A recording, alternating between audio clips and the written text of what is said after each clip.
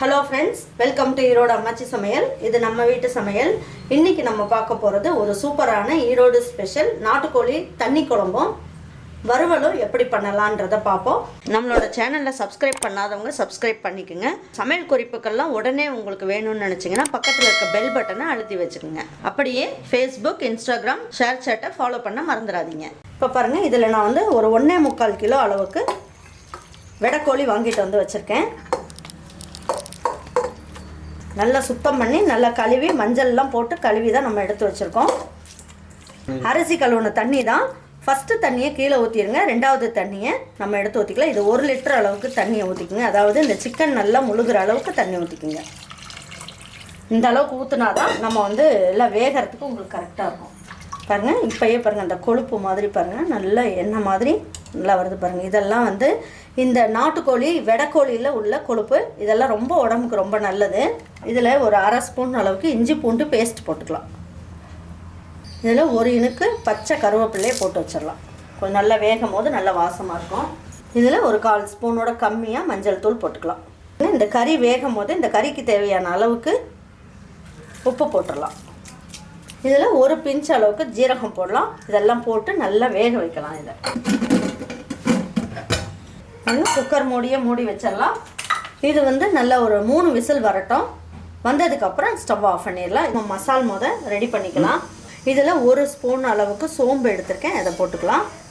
இதில் ஒரு 3/4 ஸ்பூன் அளவுக்கு ஜீரகம் எடுத்திருக்கேன். 1 ஸ்பூன் அளவுக்கு மிளகு போட்டுக்கோங்க. பாருங்கள், 2 பட்டை, 1 ஏலக்காய், இது ஸ்டார் முக்கு இருக்கு இல்லைங்களா, அதில் 1 பீஸ் மட்டும் எடுத்துக்கலாம். ஒரு 6 கிராம்பு எல்லாம் எடுத்துக்கிட்டு இதெல்லாம் நல்லா வறுத்துக்கலாம். வறுக்கும் போதே என்ன பண்ணலாம், இப்படி எடுத்துக்கிட்டோம்னா ஒரு கைப்பிடி அளவுக்கு எடுத்துக்கோங்க. அப்படி இல்லைன்னா டேபிள் ஸ்பூனில் ஒரு 4 ஸ்பூன் அளவுக்கு கொத்தமல்லி எடுத்துக்கோங்க. சின்ன ஸ்பூனில் 1 ஸ்பூன் அளவுக்கு கசகசா எடுத்துக்கலாம். கசகசா இல்லை அப்படின்றவங்க முந்திரி பருப்பு ஒரு 3 போட்டுக்கோங்க. டேபிள் ஸ்பூனில் 1 ஸ்பூன் அளவுக்கு பொட்டுக்கடலை போட்டுக்கலாம். எல்லாமே போட்டு நல்லா வறுத்துக்கலாம். இப்போ இதில் 10 காஞ்ச மிளகாய், பெரிய பெரிய மிளகாயாக இருக்குது. உங்கள் காரத்துக்கு தகுந்த மாதிரி கூட்டிக்குங்க, இல்லைன்னா குறைச்சிக்குங்க. நல்லா பச்சை கருவேப்பிள்ளையாக போட்டுக்கணும், தண்ணி இல்லாமல் போட்டுக்குங்க. இதோட மனம் தான் இந்த குழம்பையே நல்லா தூக்கி கொடுக்கும்.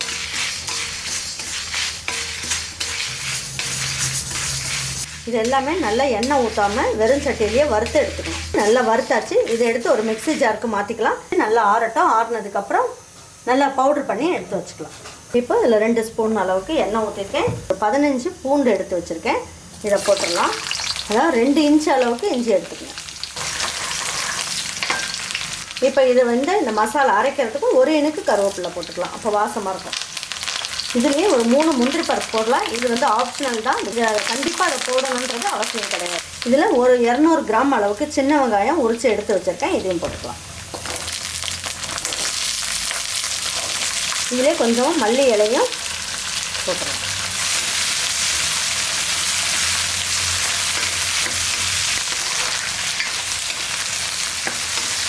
பாருங்கள், வெங்காயம் இந்த அளவுக்கு நல்லா வதங்கிட்டு இருக்கு. இப்போ இந்த ஸ்டேஜ்லேயே நம்ம என்ன பண்ணலாம், ஒரு மீடியம் சைஸ் தக்காளி, ஒரு 2 தக்காளி கட் பண்ணி எடுத்து வச்சுருக்கேன், இதையும் போட்டுக்கலாம்.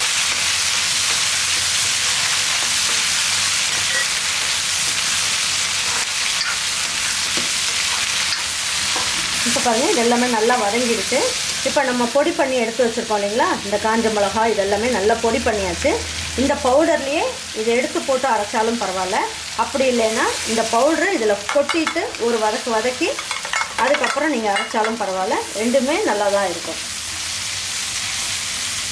ஒரு கைப்பிடி அளவுக்கு தேங்காய் துருவல் எடுத்துக்கோங்க, இதையும் போட்டுக்கலாம். பாருங்கள், இப்போ இதை நல்லா ஆறுனதுக்கப்புறம் அரைச்சி எடுத்துக்கலாம். நல்லா தண்ணி ஊற்றி நல்லா நைஸாக அரைச்சி எடுத்து வச்சுக்குவோம். பாருங்கள், ஸ்டீம்லாம் போயிடுச்சு. இப்போ சிக்கன்லாம் நல்லா வெந்துருச்சான்னு பார்க்கலாம். நம்ம இதில் எண்ணெயெல்லாம் எதுவுமே சேர்க்கவே இல்லை.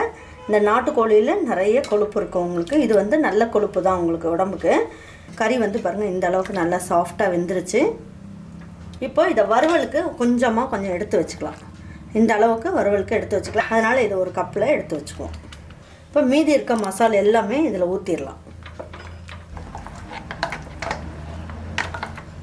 இதுலேயே ஒரு 5 நிமிஷத்துக்கு நல்லா ஒன்றா சேர்ந்து நல்லா கொதிக்கணும். இது வந்து நாட்டுக்கோழி தண்ணி குழம்பு தான், அதனால் நல்லா தண்ணியாக சூப்பராக இருக்கும். இந்த மசாலெலாம் போட்டதுக்கப்புறம் எல்லாம் ஒன்றா சேர்ந்து நல்லா கொதிக்கட்டும். ஒரு பக்கம் மாற்றி வச்சுட்டு இதில் வெங்காயம்லாம் கொஞ்சம் வதக்கி இதில் ஊற்றலாம், தாளித்து கொட்டலாம்.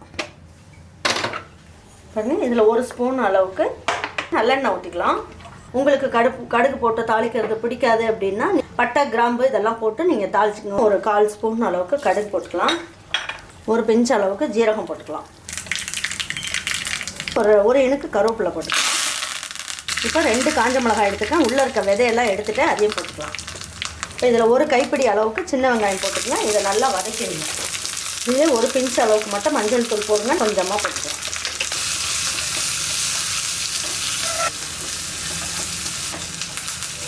பாருங்கள், எல்லாமே நல்லா பொரிஞ்சிருச்சு. இப்போ என்ன பண்ணலாம், பாருங்கள் நல்லா குழம்பெல்லாம் கொதிச்சுக்கிட்டு இருக்குது. இந்த வெங்காயம் காஞ்ச மிளகாலாம் தாளிச்சிருக்கோம் இல்லைங்களா, இதையும் இதில் ஊற்றிடலாம். கொஞ்சமாக மல்லி இலையை தூவி விட்டுறலாம். பாருங்கள், ஜம்முன்னு தண்ணி குழம்பு நல்லா அருமையாக ரெடி ஆகிடுச்சு. இது ஒரு 10 நிமிஷத்துக்கு நல்லா கொதிச்சிருச்சு. இப்போ இதில் உள்ள எசன்ஸ் ஃபுல்லாக இதில் இறங்கியிருக்கோம். இப்போ இந்த கறியை மட்டும் தனியாக எடுத்துக்கலாம்.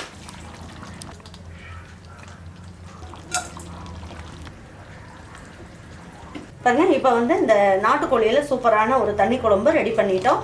இப்போ எடுத்து ஒரு பக்கம் வச்சுட்டு இருக்க சிக்கனை வச்சுட்டு, நாட்டுக்கோழி சிக்கனை வச்சுட்டு உங்களுக்கு சூப்பரான ஒரு வறுவல் எப்படி செய்யணுன்றதை சொல்லுங்கள். இப்போ இதுக்கு என்ன பண்ணலாம், தேவையான அளவுக்கு நல்லெண்ணெய் ஊற்றிக்கலாம். வறுவல் அப்படின்னாலே கொஞ்சம் எண்ணெய் கூடுதலாக இருந்தால் ரொம்ப நல்ல டேஸ்ட் கொடுக்கும். பாருங்கள், ஒரு 1/2 ஸ்பூன் அளவுக்கு கடுகு போட்டுக்கலாம். இதுலேயே ஒரு 2 பிஞ்ச் அளவுக்கு ஜீரகம் போட்டுக்குங்க. பாருங்கள், கடுகு நல்லா பொரிஞ்சிருச்சு. இதில் 2 காஞ்ச மிளகாயில் உள்ளே இருக்க விதையெல்லாம் எடுத்துட்டு நம்ம போட்டுக்கலாம். அப்புறம் 2 பச்சை மிளகாயை நறுக்கி வச்சுருக்கேன், அதையும் போட்டுக்கலாம். இதில் ஒரு 3 இனுக்கு கருவேப்பிலை எடுத்துருக்கேன், அதையும் பாருங்கள். இதில் ஒரு 4 பல்லு பூண்டை நல்லா தட்டி எடுத்து வச்சுருக்கேன், அதையும் போட்டுக்கலாம். இஞ்சி போட வேண்டாம், எல்லாமே அரைக்கிறதுக்கு போட்டிருக்கோம். 2 கைப்பிடி அளவுக்கு சின்ன வெங்காயத்தை எடுத்துக்கோங்க.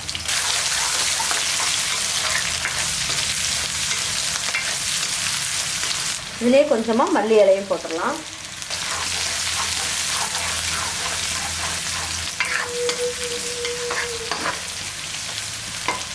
கொஞ்சம் இதுக்கு தேவையான அளவுக்கு உப்பையும் போட்டுடலாம். ஒரு பிஞ்ச் அளவுக்கு மஞ்சள் தூள் போட்டுக்கலாம்.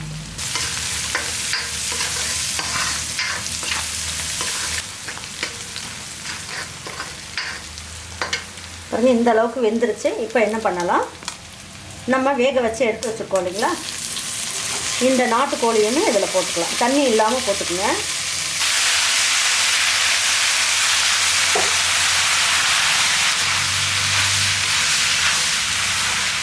அதில் அந்த மசாலா எடுத்து வச்சுன்னா அந்த மசாலா இதில் போட்டுக்கலாம்.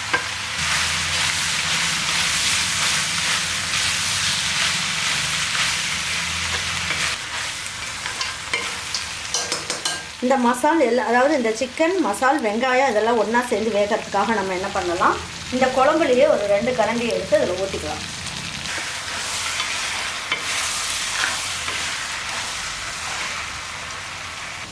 இதுக்கு ஒரு 1/2 ஸ்பூன் மட்டும் மிளகு தூள் போட்டுக்கலாம், நல்ல டேஸ்ட் கொடுக்கும்.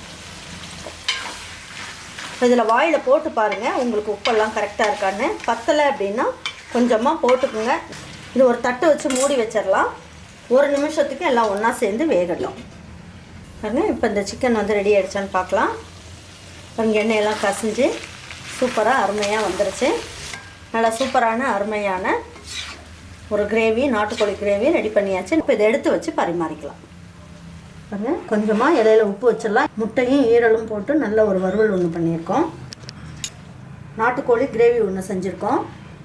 பாருங்கள், இதுக்கு நல்ல உதிரியாக சாதம் கொஞ்சம் வடிச்சிக்கலாம். வடிச்சிக்கிட்டு அதை வச்சு நம்ம சாப்பிட்டோம்னா ரொம்ப நல்லா சூப்பராக இருக்கும்.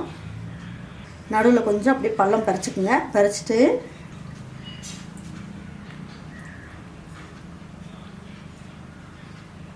இதுக்கு பார்த்தீங்க அப்படின்னா இட்லி செஞ்சு வச்சுட்டு இந்த மாதிரி சூப்பு மாதிரி தண்ணி குழம்பு வச்சுட்டு நம்ம சாப்பிடும் போது நல்லா அருமையாக இருக்கும். இதுக்கு நல்ல ஒரு வெடைக்கோழியாக வாங்கிட்டு வந்து இந்த மாதிரி செய்யும் போது ரொம்ப நல்ல டேஸ்ட்டாக சூப்பராக இருக்கும். இது எங்கள் ஊர் ஸ்பெஷல் நாட்டுக்கோழி குழம்பு, நாட்டுக்கோழி வறுவல்.